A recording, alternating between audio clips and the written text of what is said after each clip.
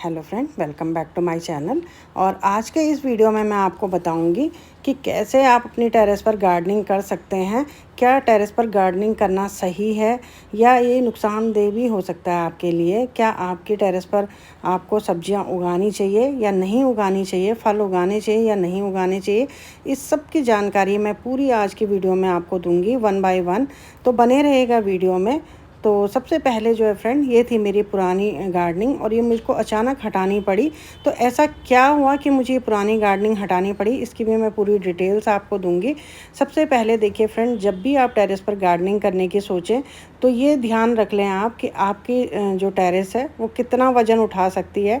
आपका घर जो है वो बीम पर बना है या नहीं बना है, उस हिसाब से जो है आप अपने टेरेस पर जो है वज़न सेट करें, उस हिसाब से अपने टेरेस पर भार रखें।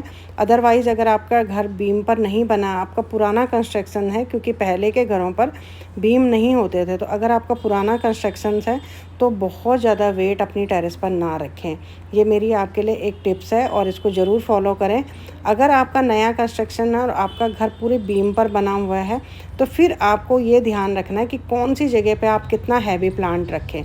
अगर आपका घर पूरा बीम पर बना है तो जो बीम के बीच की जो स्पेस होती है वहाँ पर आप कितने भी हैवी कंटेनर रख लेंगे तो वो सहन कर लेगा। और जो हल्के कंटेनर्स होते हैं वो आप छत के बीचों बीच रखें या किसी दूसरे प्लेस पर रखें।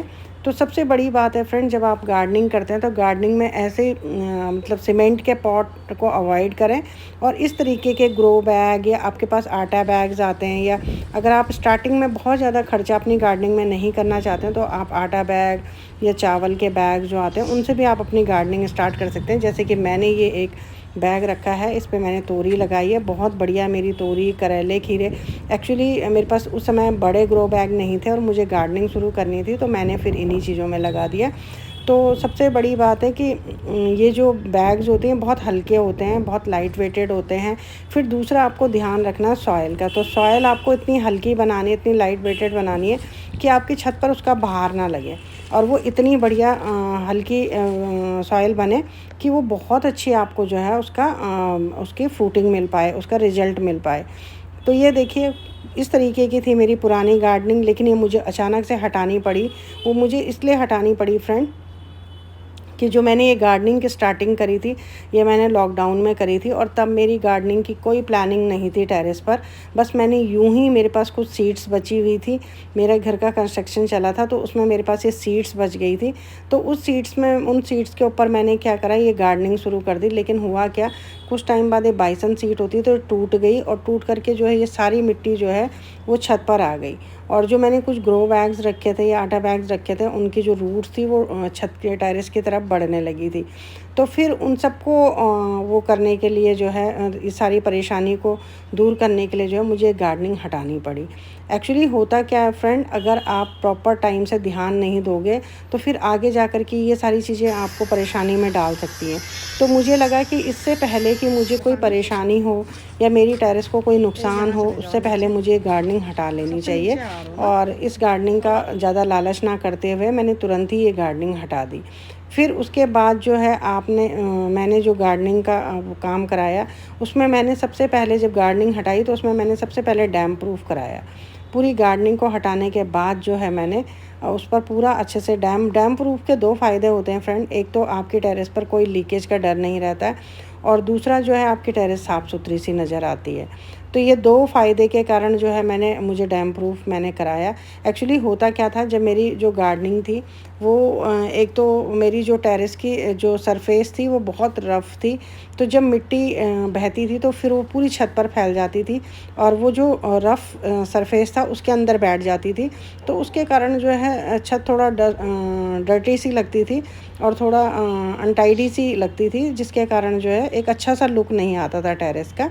और दूसरा मुझे वो भी डर था कि कहीं लीकेज का प्रॉब्लम ना आने लगे। तो फिर मैंने सोचा इस सब को हटा करके एक बार पूरी अच्छे से क्लीन करवा दूं और उसके बाद मैं फिर से जो है इसको अपना शुरुआत करूं, नए सिरे से नई गार्डनिंग की शुरुआत करूं और पूरी प्लान्ड के साथ, पूरी प्लानिंग के साथ करूं अब, क्योंकि पहले तो अनप्लान्ड था मेरा गार्डनिंग, कुछ था ही नहीं। तो इस तरीके से मैंने देखिए आज की जो डेट में मेरी टेरेस पे कम से कम 20 प्लस मेरे फ्रूट्स प्लांट है और वेजिटेबल्स की तो सारी वैरायटी मेरी टेरेस पर मैं ग्रो करती हूँ। तो इस तरीके से अब जो मैंने गार्डनिंग करी तो मैंने आपको बताया कि कैसे करके आप, एक्चुअली मेरा घर तो बीम पर बना हुआ है तो फिर मुझे इतना ज़्यादा नहीं सोचने की ज़रूरत पड़ी, लेकिन अगर आपका पुराना कंस्ट्रक्शन है तो थोड़ा आपको सोचना पड़ेगा कि किस तरीके से जो है हम कहाँ पर कौन सा पॉट रखें, कितना वज़न अपनी छत पर हम रख सकते हैं। तो इस चीज़ का आप ज़रूर ध्यान रख लें, ज़रूर सुनिश्चित कर लीजिए कि कितना वज़न आपकी टेरेस पर आ सकता है।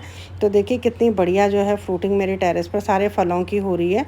तो अब जो मैंने गार्डनिंग शुरू करी है इसमें मैंने स्टैंड का ज़रूर ध्यान रखें, आप स्टैंड प्रॉपर बनवाएं टेरेस में, और सारे जितने भी आपके ग्रो बैग्स हैं जिस तरीके से मैंने रखा स्टैंड पे आप रखें।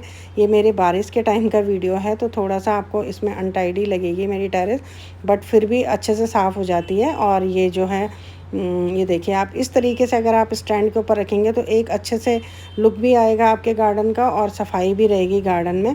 तो इससे क्या होगा, एक तो गार्डन में सफाई भी रहेगी आपकी और एक अच्छा लुक भी आएगा आपके गार्डन पर। तो ये थी कुछ महत्वपूर्ण टिप्स, तो इन टिप्स को ज़रूर फॉलो करें और करते रहें गार्डनिंग मेरी तरह, और लेते रहें अपनी टेरेस से ह्यूज हार्वेस्टिंग और हेल्दी और ऑर्गेनिक वेजिटेबल्स। बस।